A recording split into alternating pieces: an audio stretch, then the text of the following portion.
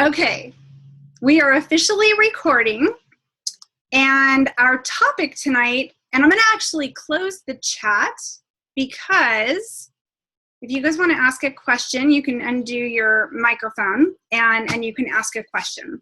And honestly, the content tonight probably isn't really a question. You know, I'm not going to be talking about the logistics of virtual, and I'm not going to be talking about the technical pieces of it.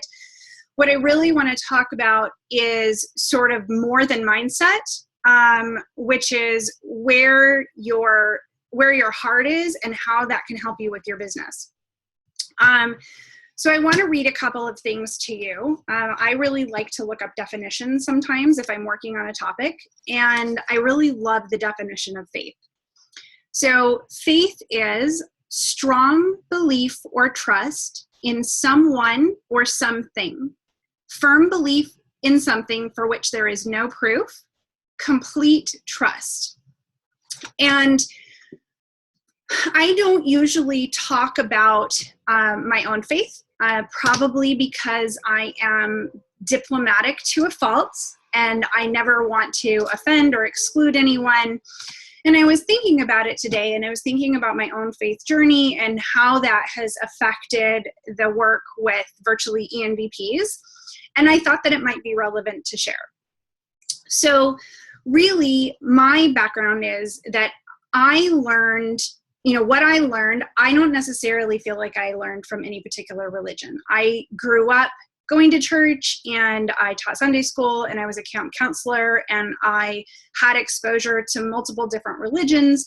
But I feel like the things that have impacted me the most in terms of how I view the world and how I make decisions in my life and how I get help for things that I'm struggling with, which is really what our topic is about tonight, is how to gain faith in a way that will help you move your business forward specifically, since that's what this group is all about.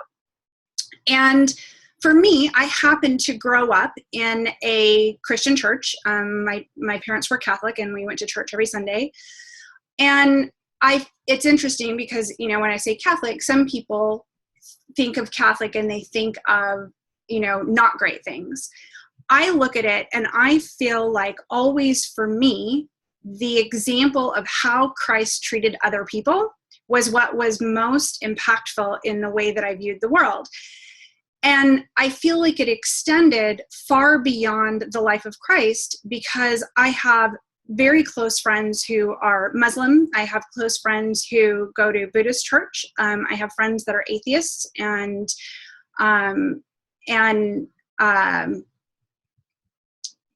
agnostic. And I definitely feel like sometimes in my life I've been agnostic, meaning that I have been much more comfortable saying, I don't know. I don't have the answers, but I'm very interested in seeking. But the thing that mattered the most to me, the thing that drew me to all of those people, whatever their faith background was, it was who they were and how they treated other people. It's that message of love. It's the compassion. It's the acceptance. It's the tolerance. That was the strongest factor for me. And I think it's the thing that drew me to Christ as well, was the way that he treated people and that he never excluded people. And to bring this into the business side of things and how this has impacted faith is that really for the last, when I was in high school, I taught Sunday school. And when I went to college at religious-based colleges, 2 of them actually, and it was a central focus in my life. And then I reached a point in time where I spent most of my time really not knowing. And that has been, and I would still say that there's a part of me that's in that place. But when I got sick, and when I was sick for a really long time, and when I was really, really tired of being sick,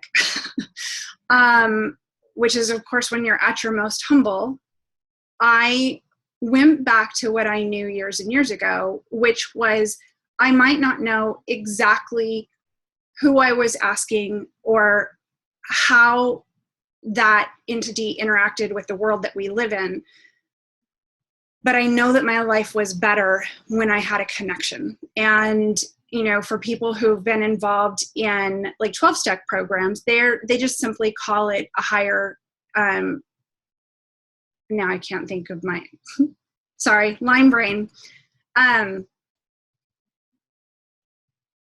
Totally can't think of it. Anyway, the whole idea of something bigger than you, something that's more than just your own answers inside your own head, but kind of connecting. I get the notes from the universe. And I love those. The idea that we're not alone. And it's not just about our personal relationships, but it's a bigger thing than that. And for me, where I had to start when I was sick was first I had to ask for faith, because I didn't have it anymore. And I didn't know how to get it because I really was in a thinking place. And even asking for faith is an act in humility. It's the ability to say, I don't have all the answers and I'm not quite sure how to get them. But I believe that there's something bigger than me that can contribute and help in this situation. And what's ended up happening over the last 3 or 4 months since I kind of started that journey has been pretty miraculous. And really, you know, so I went to Idaho in the first week in April for treatment for Lyme disease. And I was at my parents' house without my parents there for about 3 weeks. So it was just me in a log cabin, beautiful view, beautiful area. You know, the dog was with me, but I had a lot of alone time, probably more alone time than I've ever had in my whole life, actually. And so I did a lot of just asking for help with my business decisions, asking for faith, the ability to step forward into things that I didn't know, and to figure out how to make decisions, and, you know, for my health. And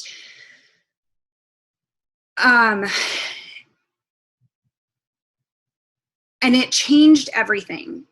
And so this topic that I put together, and there will be slides. So if you want to see the actual training piece of it that I put together, that'll probably be ready sometime in August, and I'll make sure that everybody in our group has access to it. But really what I thought of is that when you have faith, when you believe absolutely, you know, and the opposite of faith is fear. So when you are not in a place of fear, you take action. And when you take consistent action, you become successful. So really, the missing element when we're not finding success, when ultimately most of us, it's because we're not taking action, right? It's because we're afraid, and that fear can be in any number of different ways depending on our personalities and our childhoods and what it is that we're most afraid of. For me, I'm deathly afraid of being misunderstood. I'm afraid of being misinterpreted. I'm afraid of what people think. I'm afraid of somebody feeling obligated. So all of those things played a really big role in my life. And for, you know, if you've been in the group or if you've seen the posts, you know that probably the biggest fear I've had for the last 5 years happened in the last 3 months. And that fear of being not seen or being misunderstood, what's interesting is that the end result of that, you guys, is that it was nothing like I imagined it to be. And so part of the training really is about, what are the stories that you're telling yourself? What are you afraid of? And the reason that you're afraid is because you think you know how something would turn out if the thing that you were afraid of happened. And it's imaginary. It's in your head. it isn't actually what happens in real life. I was afraid that there would come a point in time when I was seen as obsolete because I knew there was new technology coming. I love you. And ultimately, somebody somewhere did view me that way because there's a new website. And so my worst fear was published on Facebook. And nothing that happened next was ever a part of what I imagined. The reason that I was afraid, the idea that I would lose the relationships that I've gained in the last 5 years, the idea that I would lose the respect or the credibility or the connection or being able to do what I love, or my new business, you know, that took a lot of time and a lot of money to put together. All of those things, they were ruling how I was making decisions. None of the decisions that I was making were wholehearted decisions.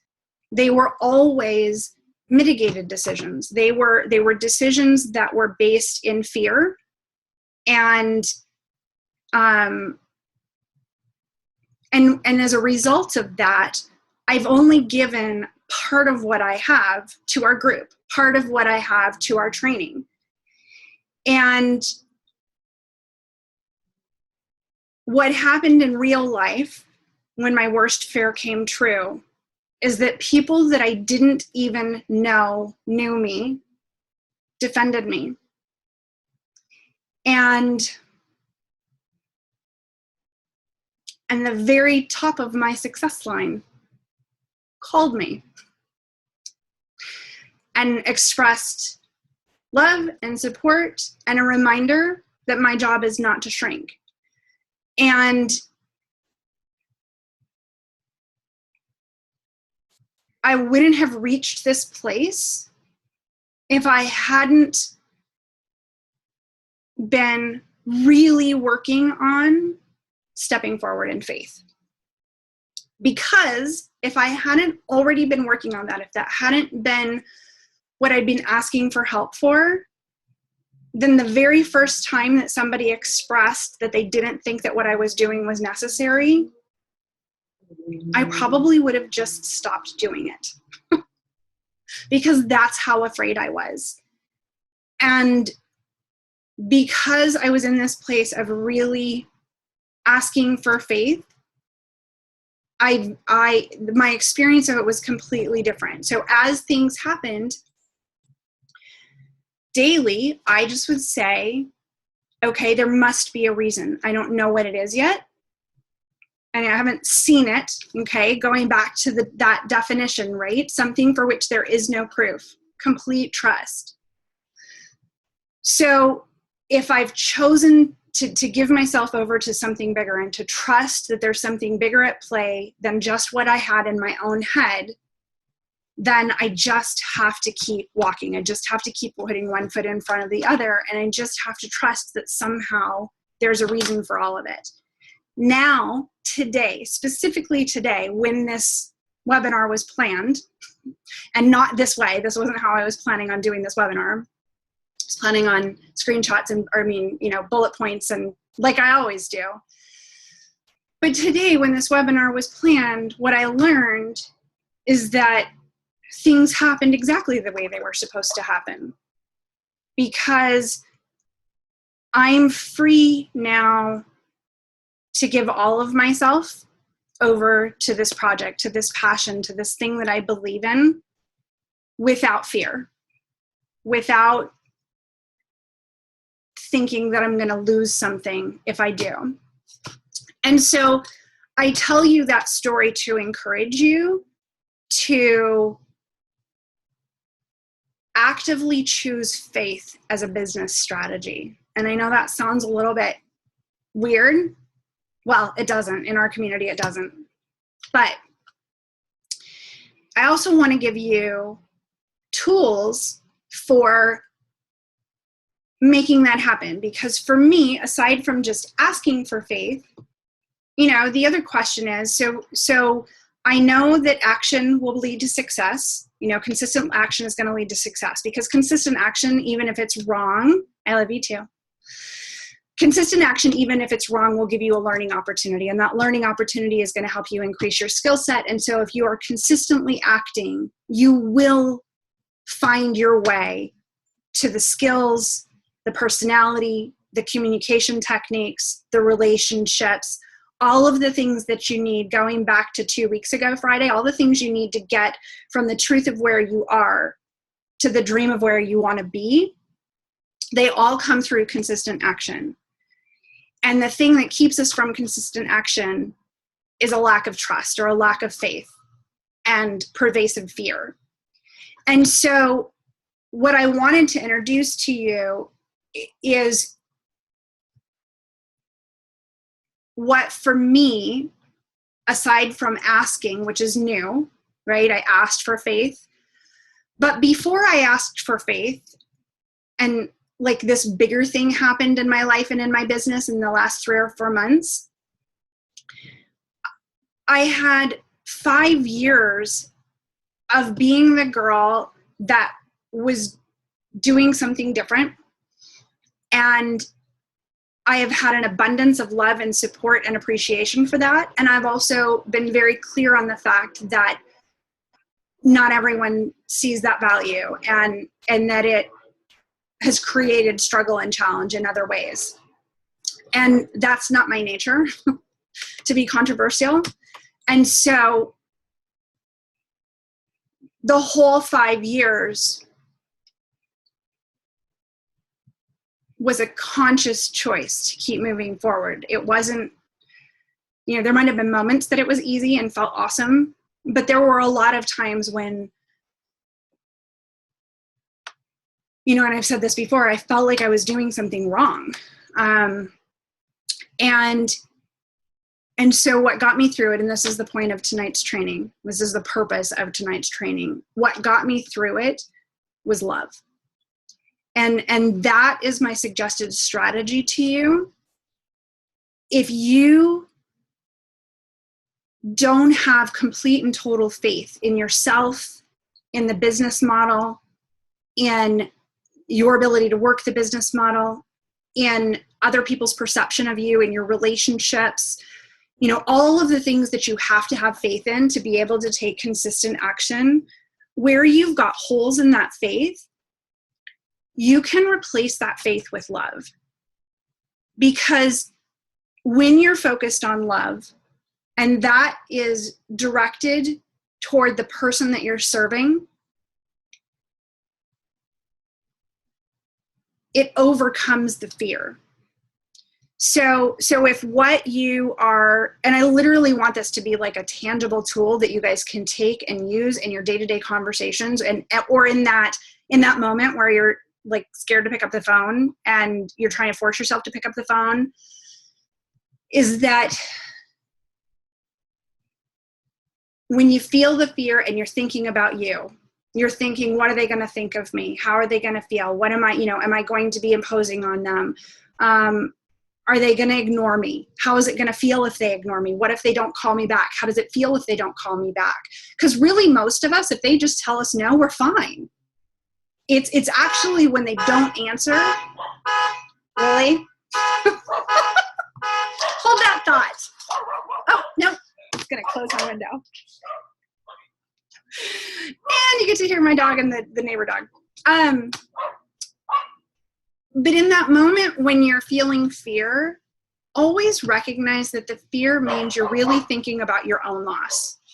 You're thinking about what it's going to cost you. Oh my goodness. Sorry.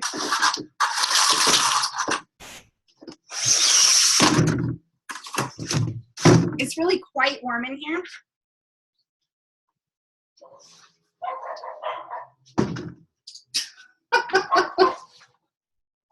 I need my own studio, soundproof studio. Really? Come on, neighbor dog. Be quiet. There. All right. Much better. So I know, always entertaining, right?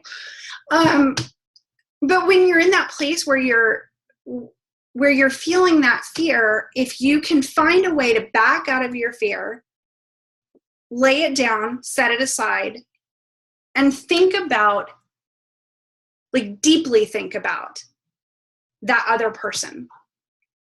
How is that other person suffering that your courage can be the answer to their prayers? And it's going to be different for everyone. And your job is to ask so that they can tell you, is it, suffering from health issues, or wanting to lose weight. And sometimes wanting to lose weight is also tied into confidence, and how people feel about themselves. And so these are really big, deep issues that are affecting people's everyday life. They affect their relationship. It's a big deal when you can reach in and help somebody with those things. When you invite them into the business, you're not just inviting them to make additional money for their family. Like, that's great. But I think the bigger gift in this company really is you're inviting them to a community of people who love each other. You're inviting them to a place where they can grow. You're inviting them into a place where they can face their fears and stretch themselves and develop new skills and increase their confidence. And so it isn't just about the products, and it isn't just about the business opportunity from the standpoint that those things feel surfacey. And if each one of you, if you've been with Arbonne for any length of time, if you really ask yourself the question, what has being connected to this company meant in your life? And list all of those things. The friendships, the personal development, having healthy shakes that taste good. Sorry.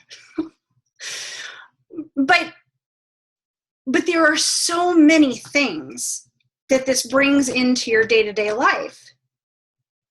And if you put all of your energy into loving the person that you're talking to and loving them so much that if this isn't the right environment for them, you actually don't want to talk them into it. You don't want to push them into something that isn't the right fit for them.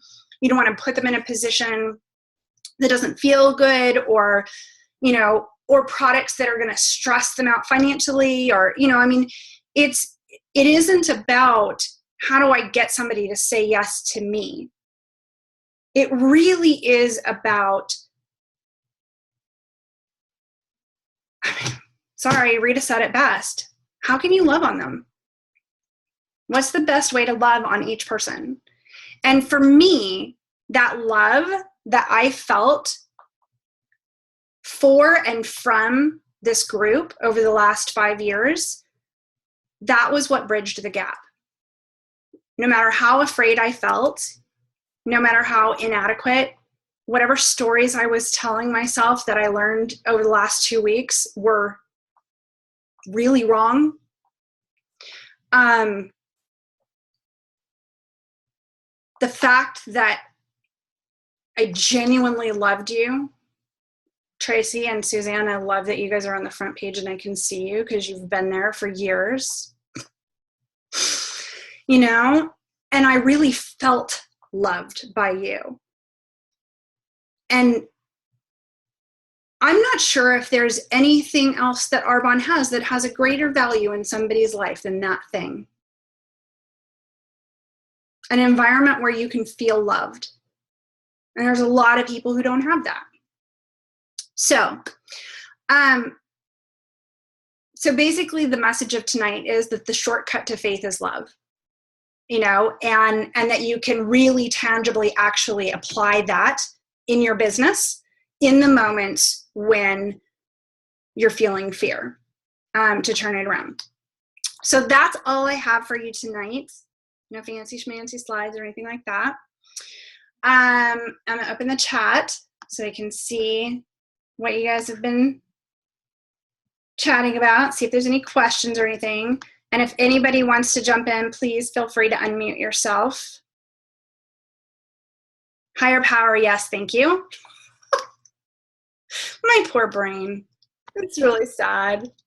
There's so many times when I walk upstairs to get something, and then by the time I get up here, I can't remember what it was.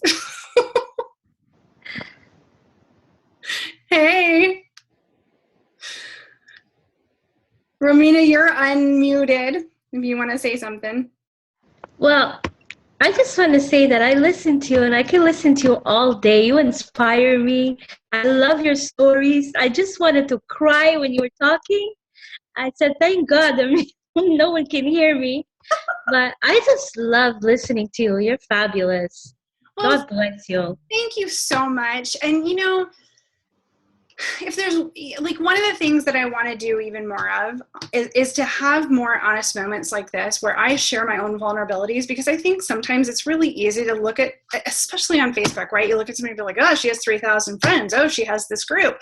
Oh, she does training out loud. She must not be afraid of anything. That's not my life at all. And so I hope that by sharing my own fears and that it's not easy and it is scary, and there's been a billion times that I've been uncertain and I didn't know if I was doing the right thing or in the right way, or if it had, you know, especially when I do new training that I haven't done before, you know, okay, is this going to help anybody? I don't know.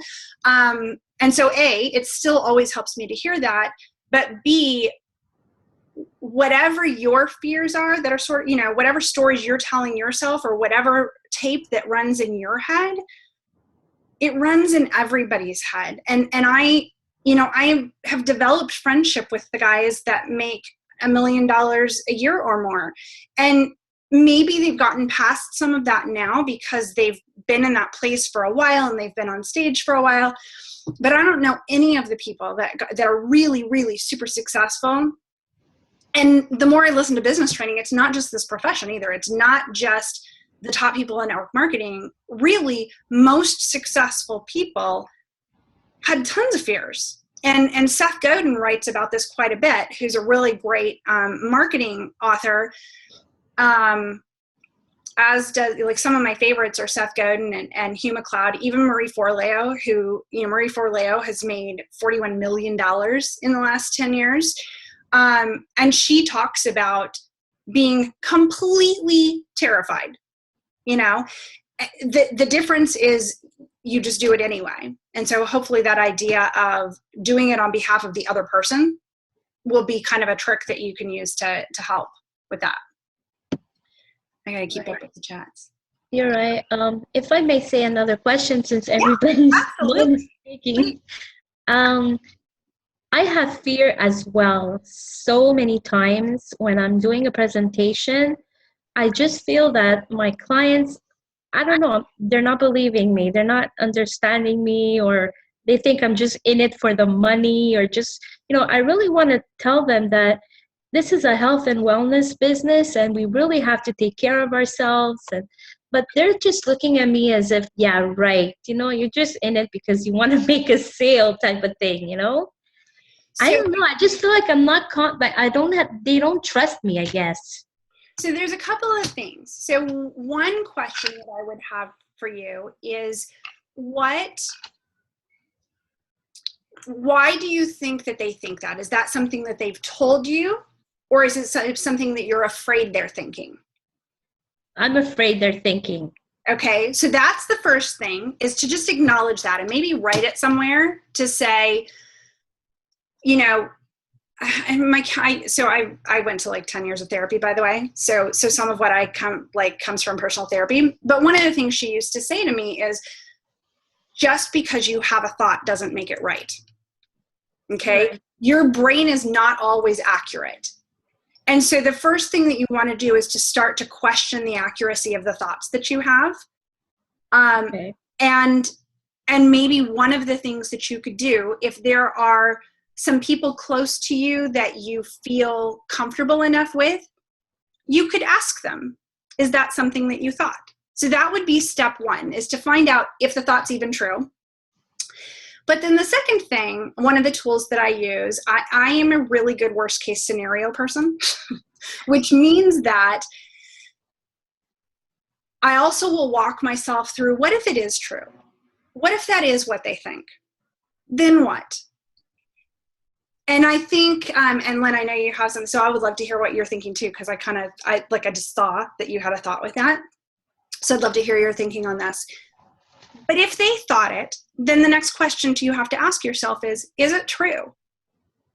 And a lot of people skip that step. And if it is true, are you okay with that? And if it's not true, then what makes you afraid of them thinking that?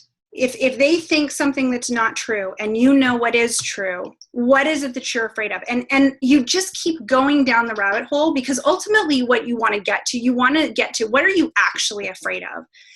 And for me, so I'll only speak for me, when I was afraid in that way of that thing, I was afraid they wouldn't like me anymore. If they didn't think that I was being honest with them, and they thought that I was just in it for myself and that I didn't care about them, right, they wouldn't like me anymore. And I would feel, I would be alone, or I would be unloved in some way. And so, I think really walking yourself down the path to understand what's the underlying fear, and then how do you fix that? And I think that faith is a part of it, but also, and this is, I'm not gonna lie to you, for a lot of us, for me, it's a long journey. Like, you can know it and still not feel it. And so you just have to keep working towards it and keep walking in that direction, which is, if somebody misunderstands me, if they think something about me that's not true, I have to be okay with that. It's not something that I can control. I have to let go of it, and I have to keep being me. Now, what I will tell you, being where I am right now today, at the middle of this 5-year journey, meaning I'm just starting some new things, but I'm at the end of one journey, is that if they do think that, and if there's something about you that causes them to think that. So for me, when I was starting my business, one of the reasons that somebody might think I really was just in it because I wanted them to buy something is because I didn't call them for anything else. I hadn't. I was kind of a loner. I didn't invite them to go hang out before. So yeah, I was interested in helping them get healthy, and I was passionate about that. But the thing that was motivating to call them was I was starting a business and I wanted them to be a client, and so then the next step there was not being ashamed of that, not thinking that that was a bad thing, learning that everybody has a job. I mean, not everybody, but lots and lots and lots of people have either a business or a job where they make money so that they can pay for food, so that they can pay for their family. So, right? Like, it's not, so I think the other thing is understanding, if you're afraid of it, why are you afraid of it? Love the books by Brené Brown. She is amazing. Can't recommend her books highly enough. Did you write that before I said that, Lynn? That's awesome. That's awesome. Yeah, she's fantastic. So that you can own it. Yeah, I'm here to earn an income, and I've chosen a profession that focuses on the health and well-being of someone else. How awesome is that? You're right. Nothing to be ashamed of. And so, and you won't feel it overnight. Just keep reminding yourself, and keep studying and learning and reading people who've gone through that journey and who are at a different place in that journey. You're right. Thank you so much. Absolutely. It really all makes sense. And I'm a newborn Christian myself. I just got baptized in the month of April, and I don't do anything without the Lord. He's the one for me. He's always beside me. So I have a lot of faith in him, and I know that this business is going to work out slowly eventually. And I'm so lucky that I met you. I'm really happy for Well, that. thank you. I couldn't possibly be more grateful for the connections that I've made through this group. It's been amazing. And I think the other thing too is, remember, as you're working toward the goal, that make a list of what you're already getting from this business. That's good. Exactly. Can I jump in? Absolutely. Hi. So Romina, I'm sorry. Yes. I just want to share a little story. A couple months ago, we had ENVP Deanna Herron do a Discover Arbonne for our nation via video. And it was really interesting because she told us about how when she first started doing the business, she was so nervous and so afraid to get up there and do a presentation. She was used to talking to people one-on-one, not in front of a group. And she knows that when she gets nervous, she gets all red. And so she wore something tall and covered herself up, and she was shaking like a leaf. But you know what? She thought about why she was doing it and what she needed for her family, and she just focused on what she could do for the other people, and what her purpose there was, and not about how nervous she was. And she just kept doing it. And you know, there are so many stories like that in Arbonne that I've heard. And so just don't think about that. Think about why you're doing it. And another thing Rita Davenport always used to say, which I love, love, love this line. She said, what other people think of me is none of my business. Yes. So that's their problem, not yours, you know? Right. So you can do it. Thank you so much, Lynn. Yeah. That's awesome. I love it. Anybody else want to jump in with anything? All right. Well, we will call it a night. For those of you, I didn't know this until today. Donna actually told me about it. So for those of you who know and love Rita and would like to see her speak, there is a women's conference in Las Vegas next month. And I will just watch in the group because I'm going to post. I don't know when I'll post it, but I'll go find it and post it. But there's it's limited to 1,500 people. So it'll be kind of, it's not like a super small conference, but it's way smaller than like GTC. Donna's speaking and Rita's speaking along with like a ton of other women in the profession. So just throw that out there for anybody who's interested. Oh, and if anybody wants to room with me, let me know, because I don't have a roommate yet. I just found out about it today, so I just decided to go today. Awesome. Well, thank you so much, you guys. Have a wonderful evening. Perfect, Liz. I will reach out to you. Okay. And I will read through. Were there any questions? I didn't read through all the comments. If I'm missing any questions, like if somebody asked a question, I did. I actually asked, you mentioned a couple of books by Seth Godin and somebody else that I didn't recognize your name. I was wondering, maybe we could start a reading recommended book list in the group. Yeah, definitely. And one of the things that I'm working on right now, like you guys are going to see so many changes over the next 6 weeks. Joanne and I are a little overwhelmed at the number of things that we're working on right now. But one of the things we're going to be working on is an actual website for Simplify, because the only thing we have is like the blank sign up form. And so on that, one of the things that we'll be doing is a recommended book list, and it will be both network marketing and personal growth and just business books. And so the linchpin is one of the books that I absolutely love by Seth Godin. And probably my favorite chapter in there is the lizard brain. And he just talks about how powerful the lizard brain is, which is the less developed brain that kind of tries to, it's really the fear instinct. And then Hugh MacLeod, HUGHMACLEOD.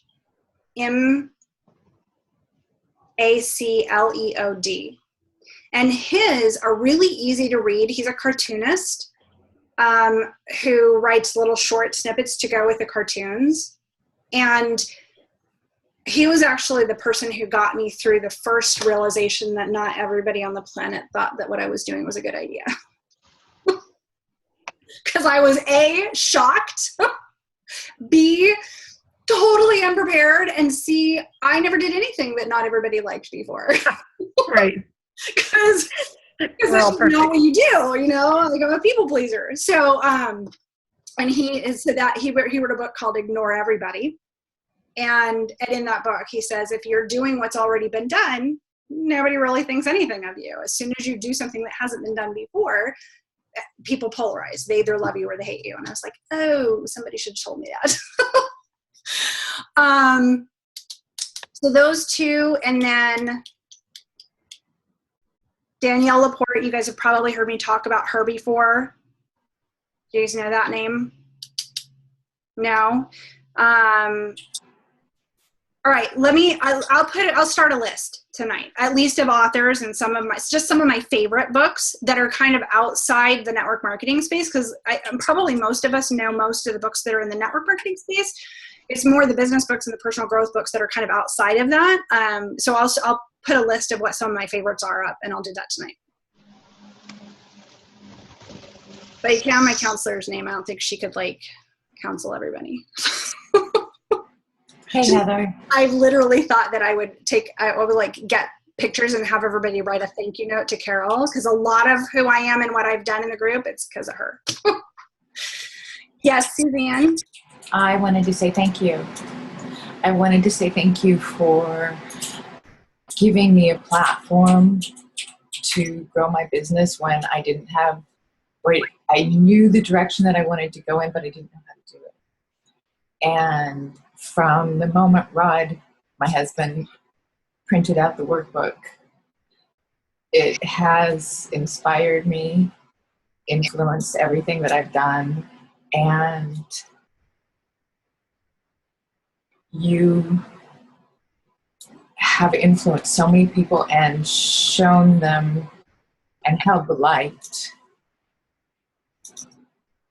for so many of us when we didn't have that connection with anyone. Well, you are very, very welcome. I love you guys. I do. You guys made my life infinitely better. Seriously. Thank you. And I am very proud of the decisions that you've made lately. If I have the right to be proud of that. No, you do. Bring it on. I'll take it. It's huge. It's huge. And you have that passion for the training aspect of this. So selfishly and not selfishly, I'm very excited that you've chosen to do this. It's you. Well. And to have Donna call you today, of course, I haven't heard from her for a little while, but it just reaffirmed everything. Not that I needed reaffirmation in you, but in the ethics of Arbonne, the class.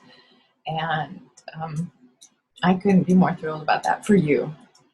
Well, and for that call for you. I'm truly grateful for myself, because it obviously was, I was in a pretty good place already. I'm surrounded by amazing people, and I was feeling pretty good about things. But it obviously gave me it deepened my confidence. Yes. So I'm incredibly grateful. But the other thing that I'm really grateful for is, and it's interesting because I don't think I realized, because there really wasn't much drama in our group, which is pretty characteristic of our group. But I didn't realize until somebody brought it to my attention that it was really creating concern for other people. Mm-hmm. And so I'm really grateful that she chose to reach out. And she actually said to me, she said, please post that I called, please post my name, please post that I called you. Because I think that she understands that there were people who are kind of saying, like, are we okay? Are we not okay? Like, are we supposed to do this? Are we not, we don't know. And, and I want to be very cautious as well. And she is somebody who can come in and express her opinion freely. And so I was really grateful on behalf of you guys as well, so that nobody else had to go through what I went through of feeling like they were doing something wrong. What you're doing is paving the way. It's awesome. Good. Glad. Thank you. You're welcome. That's my 2 cents. Well, thank you. I appreciate it. All right, you guys, I love you. Have a wonderful weekend. Monday's topic, I'm so behind on being organized and printing the schedule and everything. But in the Monday's topic, actually, Mary gave me this great idea. She was talking about rereading Dale Carnegie's How to Win Friends and Influence People, and combining that with the 4 quadrants of communication. And that's a training that's done by another Arbonne consultant. So I don't know if you've seen that, but basically I'm going to use what she talked to me about for Monday's training. And it's going to be similar to the concept that's in the book that we recommend in the workbook, which is how to work your network marketing business without losing friends, or without fear, anxiety, or losing your friends. And it really is all about the questioning and putting the other person first and that kind of thing. So it kind of all comes together. But what's great is that by layering the 2 things together in a training, it gives you a really specific strategy for how to create those conversations. And I think in a little bit even better and deeper way than what I've done in the workbook. So, so I'm going to be working on that training over the weekend, and that'll be Monday night's topic. So, Heather? all right. Good night, you guys. Heather? Love you. Well, Bye-bye.